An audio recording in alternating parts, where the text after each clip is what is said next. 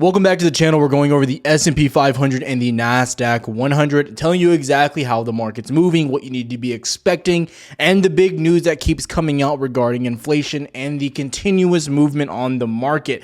Are we going to continue to have this stock market crash? Bigger drops are coming. Inflation is mounting higher. Everything you need to know as we see fit almost every single day here on the channel. Ask you to consider doing two things: liking and subscribing. Let's get to it. Now, the first thing we're going to do is cover the Nasdaq and overall how you're moving. But I want to recommend, if you're not following, to follow on Twitter just so you can see the updates and charts throughout the day. They are a little bit slower right now, but I'm still pumping them out as I see fit for key areas. This morning pumped out 1200, had a hold for continuation. How did that turn out? Looking at what's going on. So going back to this range, you saw a few wicks down to roughly 1205, double bottom there, and you continued back up to almost 12.4. Played out pretty well as long as you stayed above those ranges. As I'm showing, you're showing the bullish behavior. Now, that is short term, but broad scale market, where are we at? In my opinion, top side is around 12.5. This is going to be top baseline resistance, the previous highs you had here and the previous lows. So those previous lows double bottom, you broke below and then became a clear resistance at around 12.5 flat. Now you can see we made a high of around 12.4, a little bit higher, and then got shot back down. Since then, you're riding the VWAP onto the upside. So as you trade in this trend, it's really a pinball game. We bounce up, you come back down, you got to expect downside, coming back to the upside. That's what you expect in this range until you get a key decision. If you can get above this range of 12.5, which again, I think is less likely because again, I am a bear here. I suspect more downside. If you get above this region, you can start twisting 12.9 all the way to 13. If you get below this lower region, the heavy support, 1200, you're aiming to come down to the 11.2 to 11.3 range, which is very steep. Now remember, we called out the touch of 1200 way back when we broke 13. We said once you started breaking below, I think it was 13.2, 13.1, you were coming down to 1200 flat in a hurry. And it happened very quick. I'm not hoping this happens. I'll adjust my trading and my overall position sizing as I see fit. But as of right now, these are the levels I'm watching here on Nasdaq, which is the most important in my opinion. Next up, we got S&P. Now, S&P is where people are left with a lot of questions. This chart's a little bit more clear, in my opinion, just based on these lows. You have a low here on May 6th, and then a low here on May 2nd. Double bottom at around 405. You saw that level confirm. The weekly open for this week opened up roughly at 405, and you can see that double bottom became a key resistance, and you cannot get above it now. You have a 1, 2, 3, almost 4 touches of that region, not quite yet, but now you're flipped below VWAP, which shows, in my opinion, that despite Nasdaq holding above its VWAP, I still think bears are leaning to the more control side. This dotted line right here, the white one, represents a $400 region. I think it's more of a mental level for us to hold, but you're not really sitting at 400. You're either flying up to 401 or you're crashing down to roughly 398. So as we sit here, I anticipate more downside, and it's this kind of the same thing you have going on with Nasdaq. Is if you're looking at this range, you're kind of just playing a pinball game of, as you get to the upside, you short, back to the downside, you play the calls when you hit down here, and then you hope you can get a bounce. But in my opinion, and what I'm looking at the market is, I just don't see the value for the upside right now. Now, I get it. You can trade Tesla deep out of the money calls, or you can get some longer term swings on Nvidia or some of the value stocks like Apple.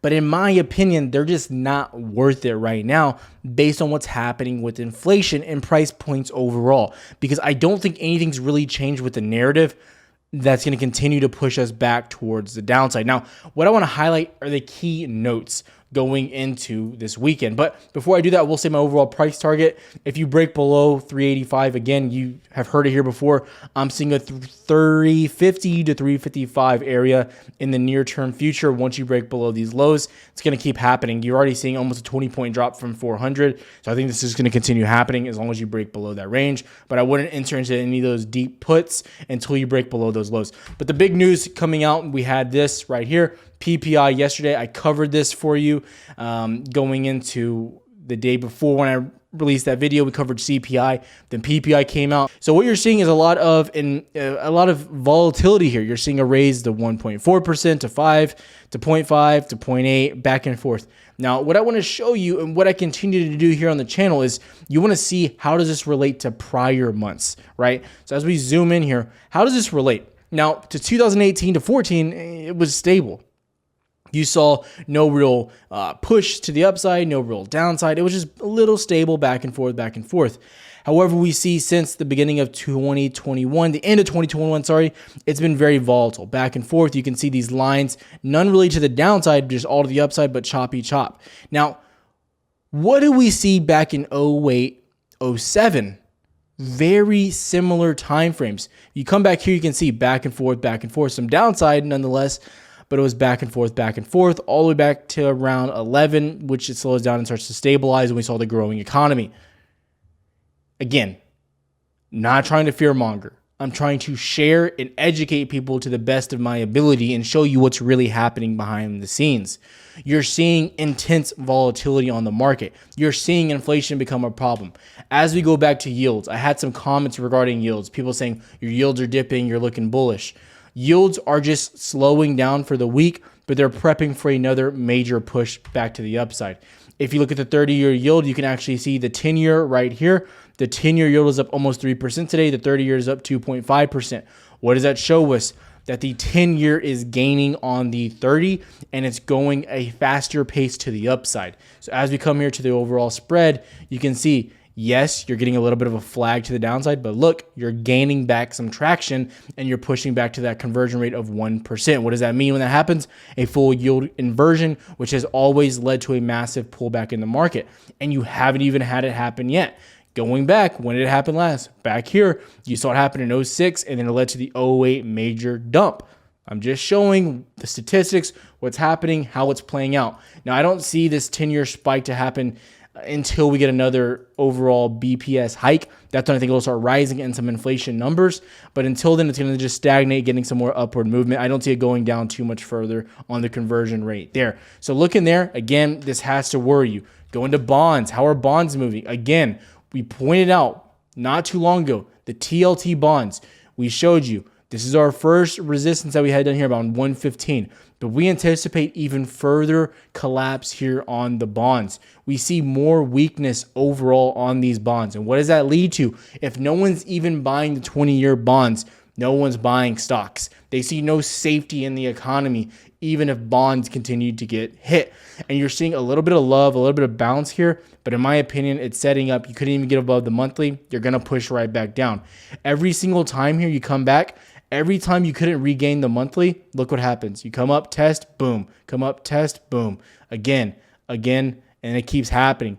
Basically since September of the previous year. So I see more downside about the 100 flat range coming there. We can see that junk bonds are just getting absolutely smashed. And we come in here, what do junk bonds represent? A risk-off environment, and which is what we have seen over the past 2 years. We've seen nothing but risk-off and stocks just going to the moon. But finally, you get a dip here, and guess what happens to the economy as a whole? It's getting hammered. And then on top of this, going into the weekend, we had this statement from a Fed member. They favor raising rates by 50 BPS at the next 2 Fed meetings. We can speed up or slow down depending on inflation. But they are showing that inflation is still persisting, and it is a constant issue. It is the only constant right now, inflation. And they are saying the next 2 meetings, you're going to get a 50 BPS hike. You saw a dip after this was announced as well. Looking at the market as well, looking at the overall liquidity levels. Today was an interesting day. You've seen CVD in your overall volume, the green line here, scale to the upside. Very good and very interesting overall movement there. You have been pretty choppy in your 4,000 on ES. Now looking at the overall hidden order book and the icebergs, you saw a lot of chop here. You saw a lot of sell orders to start the basic beginning of the day till lunch, and you started seeing some buys here. So in my opinion, what you're seeing was short covering going on to this move on SPY. So as we look at SPY, I believe based on volume, based on how you were moving on the past day or so, I believe this personally was some short covering and what you have been seeing over the past 2 days. Here, more downside, and then again here. That's what I personally believe. And I think that you're seeing people just readjust positions. Does this mean, again, downside's coming inevitably? No, you could still see that upside. But in my opinion, I'm not convinced that this is the bounce that we saw back in March. So if we go back to March, let's look how you bounced back here. Back in March when you started bouncing, look at these movements every day. Just instant volatility, instant, just massive volatility to the upside and no real downtrending. Coming back to now, yeah, you're getting a little bit here. it's a little early to tell if this is that move. But in my opinion, unless you see continued volatility and continued intense buying, I just don't buy it yet. I think holding above 400 on the week will be major as well.